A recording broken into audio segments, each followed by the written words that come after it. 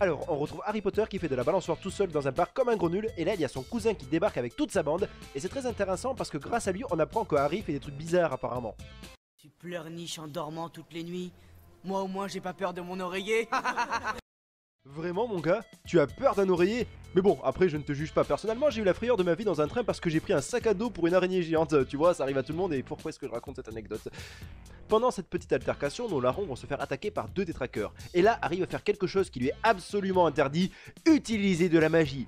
Ce qui est con dit comme ça parce que c'est un sorcier en fait. Enfin, comme il est encore élève à Poudlard, il ne peut se servir de ses pouvoirs à l'extérieur.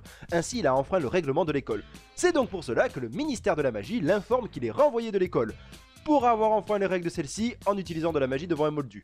C'est le règlement de l'école qui n'a pas été respecté, mais c'est le ministère de la Magie qui prévoit la sanction. Mais bien sûr, c'est totalement logique. Surtout que le ministère, pour avertir Harry de sa sanction, lui envoie une lettre qui a pour particularité de parler.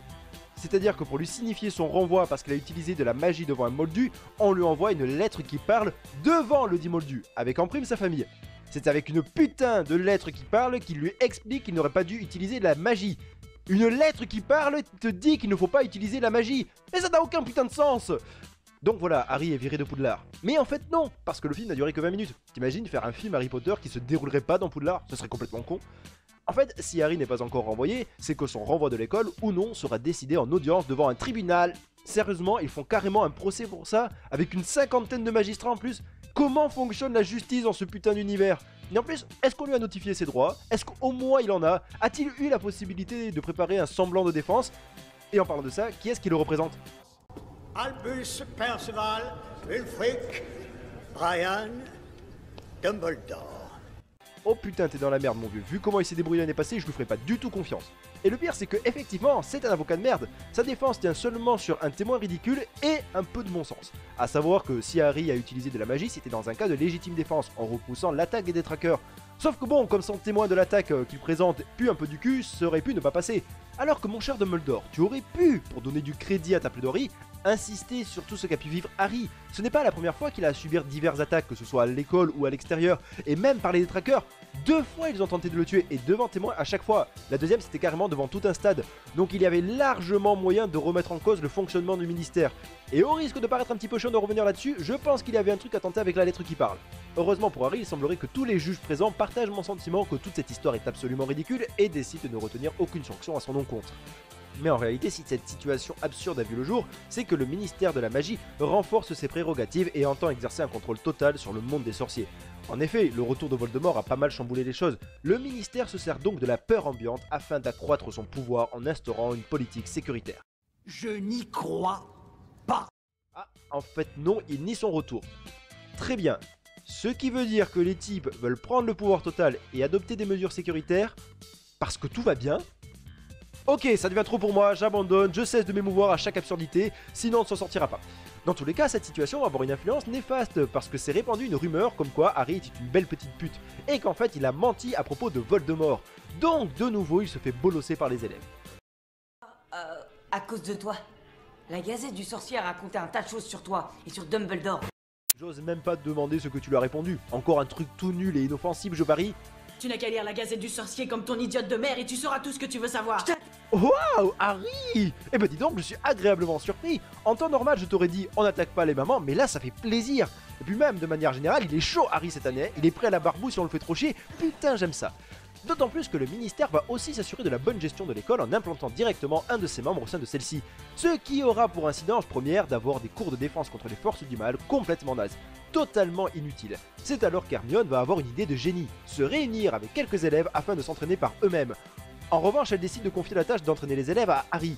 Ça par contre c'est une idée de merde Hermione. Le gars il connaît 3 sorts, qu'est-ce que tu veux qu'il forme les autres? Je ne sais pas si c'est de la modestie ou simplement que tu n'as pas conscience de tes capacités, mais tu es bien meilleur que lui. Tu aurais dû t'occuper de ce poste.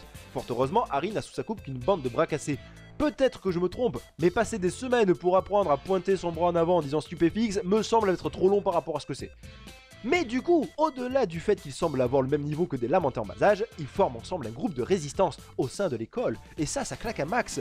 Tout comme le nom qu'ils ont choisi, l'Ordre du Phénix. Le parchemin dit clairement l'armée de Dumbledore. D'accord, l'armée de Dumbledore. Du coup, c'est quoi l'Ordre du Phénix? De quoi? Tu veux dire que les 3 kikis qu'on se tape 5 minutes au début et à la fin, c'est ça l'Ordre du Phénix? C'est ça qu'ils ont estimé qui représentait au mieux le film. Ce sera quoi la prochaine étape? On va choisir comme titre le nom d'un mec dont on n'a rien à foutre qui ne servira que pour une révélation finale adorant. Bref, Harry prend beaucoup de plaisir à faire son boulot de professeur. Il va d'ailleurs en profiter de son statut pour se rapprocher de Cho Chang, la fille de ses rêves. Après tout, qui n'a jamais eu de fantasmé de coucher avec l'une de ses élèves? Cédric connaissait tout ça. Il était vraiment très doué. Seulement, Voldemort était meilleur.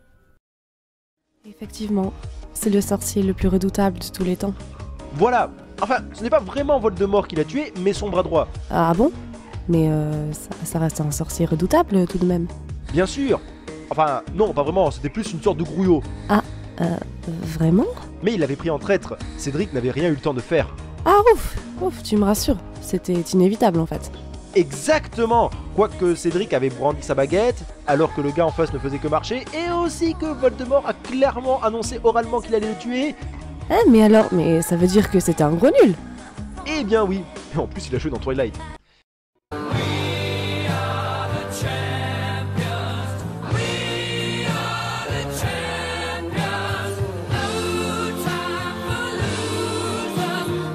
Il se fait plaisir le coquinou, il se sent bien, peut-être un petit peu trop bien même. Non mais écoutez ce qu'il sort quand Ron lui demande comment s'est déroulé son baiser avec Cho. Humide. Qu'est-ce que c'est que cette remarque de bof? Non parce que là il manque plus que le Bob Ricard et le rire gras et on a la totale. Et oui c'était humide si tu vois ce que je veux dire. Donc s'il te plaît Harry, ne te laisse pas aller parce qu'on commence comme ça et puis ensuite on finit fan de Fast and Furious et abonné à la chaîne de Rémi Gaillard. Ainsi tout se passe bien dans le meilleur des mondes jusqu'à ce qu'il se fasse gauler. Et tu sais à cause de qui? La copine de Harry. C'est dégueulasse, mais en réalité ce n'est pas de sa faute, elle subissait des pressions de ouf, comme le rappelle Hermione, et en plus elle n'a même pas craqué, c'est le professeur qui lui a fait boire un sérum de vérité. Donc en fait elle n'a pas à s'en vouloir, sauf qu'elle s'en veut, donc Harry, montre-toi compatissant. Ah mais en fait t'es un vrai fils de pute mon gars, arrête de traîner avec Ron, ça te réussit pas. Mais ça ne va pas s'arrêter là, parce qu'il va avoir une vision, lui montrant son parrain capturé par Voldemort et emprisonné au sein du ministère de la magie. Donc il décide de s'y rendre avec son armée personnelle. Dit comme ça fait cool, mais faut pas oublier que ce sont ceux qui ont mis 3 ans à prendre Stupéfix. Et en plus il y a Neville parmi l'équipe. Effectivement ça en jette un peu moins. Après heureusement il y a toujours Hermione, donc elle compte pour 1000, ça va. Une fois arrivé au ministère, ils se rendent compte qu'en réalité c'était un piège. Pour le tuer, pensez-vous? Oh non! Pour faire quelque chose de bien plus vicieux, récupérer une boule de cristal. Tu sais, le genre de truc qu'on achète dans les boutiques à souvenirs. Je suppose que cela doit avoir un sens. Ceci dit, la boule de cristal, en réalité, elle contient une prophétie.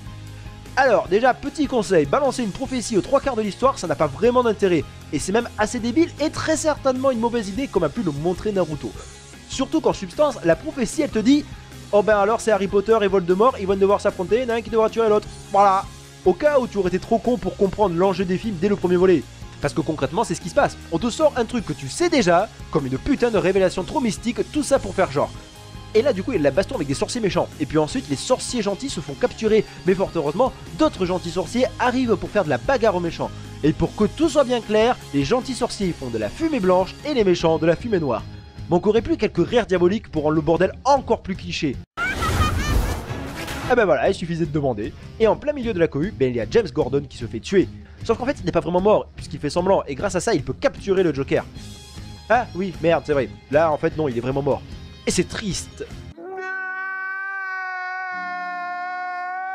Malgré ce désastre, l'on peut relever tout de même qu'au bout de 5 films, Dumbledore a décidé de se sortir les doigts du cul et de faire quelque chose d'utile, à savoir affronter Voldemort.